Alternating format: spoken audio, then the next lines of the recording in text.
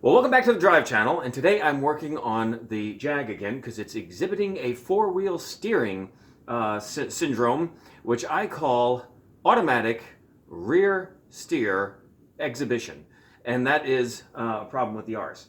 As you may know, I did some work on the front suspension earlier this year. I replaced the uppers and the lowers.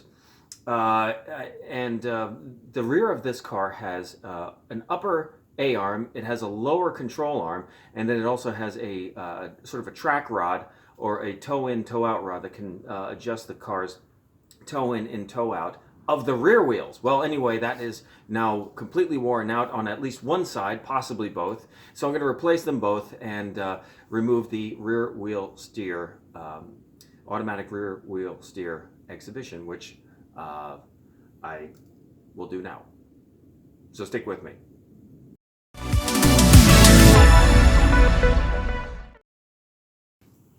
Okay, so now just to give you an idea of why I think it's the track rod or the toe-in rod, is you can't quite feel it, but you can't probably tell from the camera.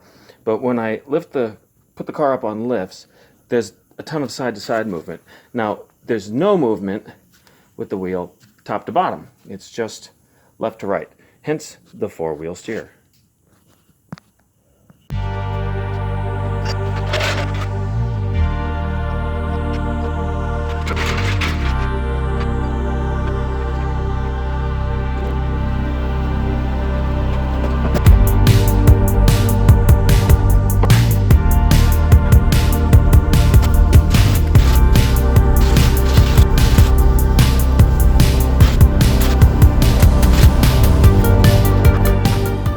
Okay, so while I'm in there, I'm going to also replace the drop links for the anti-roll bars.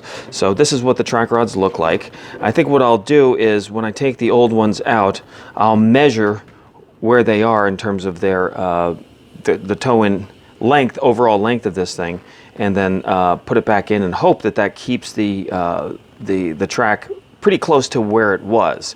But the movement, if we go over here, I showed you the other side, but this side you could really tell that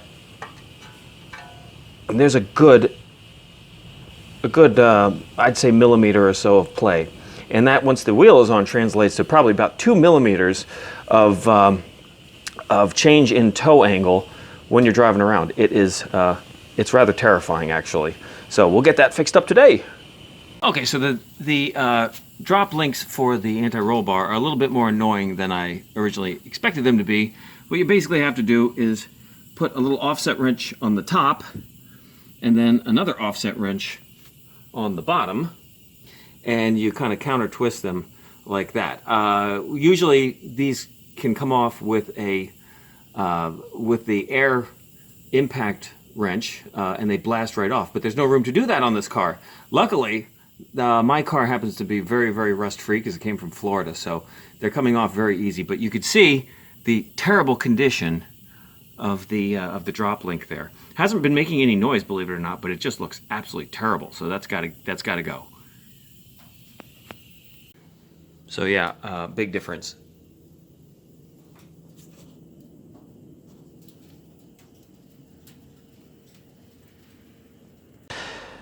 All right, so if you're curious as to where the movement came from, I was wondering, is it going to be from this side or from this side? So place your bets. Where's the movement going to be? Well, actually, I have my answer. It's this side.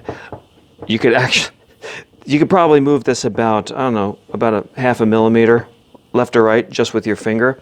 This side, which goes in towards the differential, is not bad. I mean, it's not moving at all, but that's where the destruction came from, or the wear. So we're going to replace that with a little guy like this, all new, and that'll get rid of my rear wheel steer.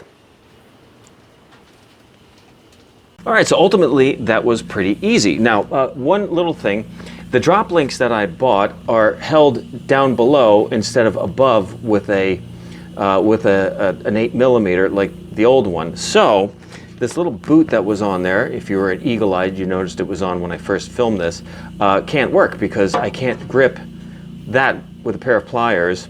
But I don't think it really does anything.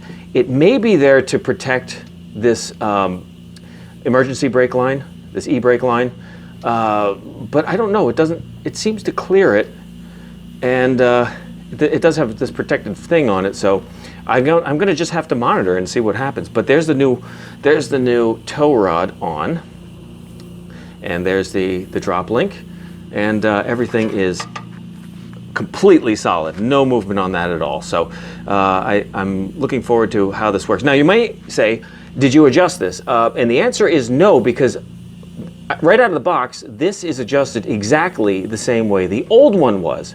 So my hope is that by simply installing it, I'm not going to have to do a rear alignment, but I may have to, and if I do, then I'm going to have to use string in the old-fashioned way. But so far, everything looks good. It's all tight, and I'm going to just put the wheel back on and do the other side.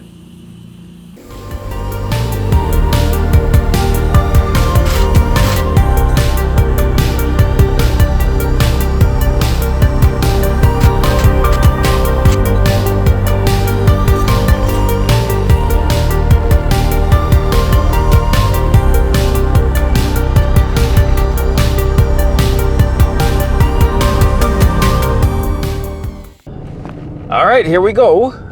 Now I have not done any kind of an alignment on this car because the track rods were already set in exactly the same position the old track rods were set to. So, yeah, well, so far so good. I'm not going that fast. I'm actually in a school zone here.